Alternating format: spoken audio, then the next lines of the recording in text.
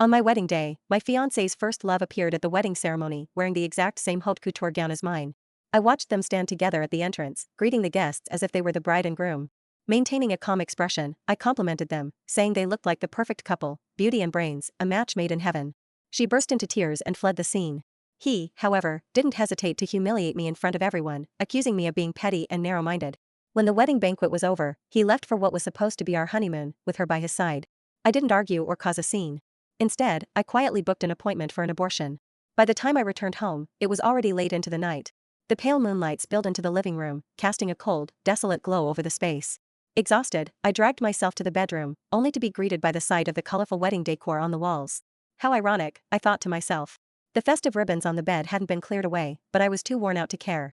I lazily swept them off the bed and collapsed onto the soft mattress, feeling the weight of the day press down on me. As I plugged my phone into charge, a notification coincidentally caught my eye, a post from Susie McKinney on her social feed.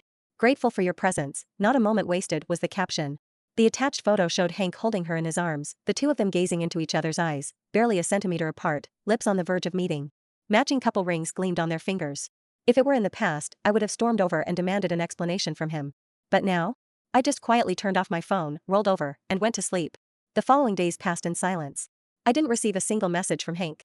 Instead, my feed was constantly flooded with Susie's updates, photos of them kissing, shopping, laughing together, as if flaunting their happiness for the world to see. I didn't react, didn't feel anger or sadness.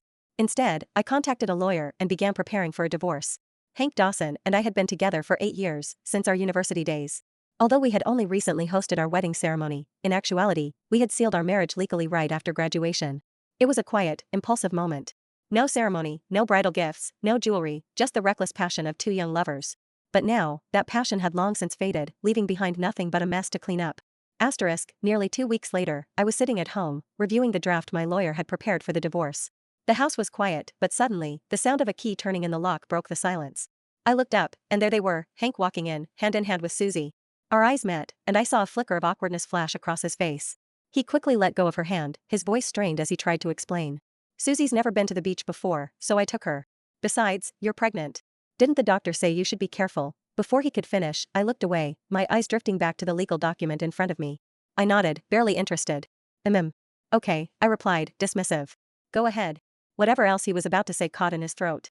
Seeing me sit there, calmly focused on the computer screen, completely unbothered, seemed to anger him even more. His voice grew cold, and he lashed out, "Do you have to be like this? I already told you, Susie's never been to the beach, that's why I took her. It's not a big deal. And why are you making a scene?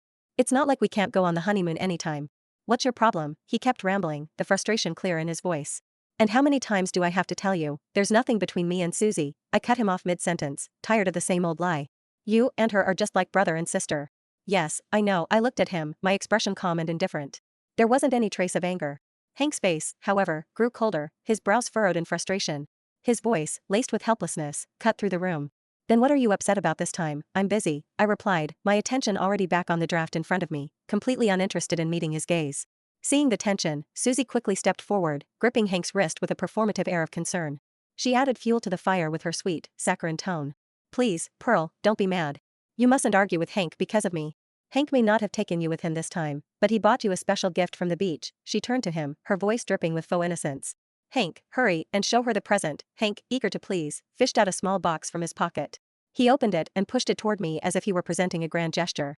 "I bought it just for you. Go on, take a look at it." His face gleamed with smug satisfaction, as if he expected me to be overwhelmed with gratitude. I glanced at the box. Inside was a simple pair of floral-shaped earrings, the edges lined with tiny diamonds, and the petals crafted from blue gemstones. They were dainty, delicate. I took one look, then pushed the box back toward him without a second thought. "No need. I'm not interested in collecting trinkets." The room fell into an awkward silence. The atmosphere thickened with tension as Hank's face darkened. "What do you mean by that, Pearl Jennings?